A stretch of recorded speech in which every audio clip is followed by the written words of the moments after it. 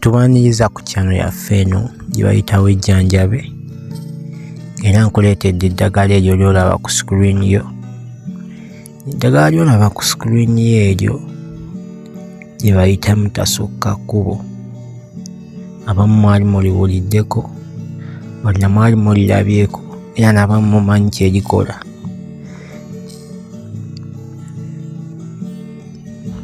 Nda kusaba osooka osubscribing ku channel yaffe eno osobole okuba nga tuyiganga eddagala mpola mpola ffenna.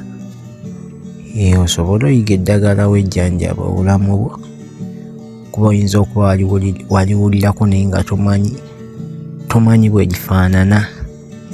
Lifaanana bwe lityo, baliyita mutasukakkubo mu lulimi Oluganda.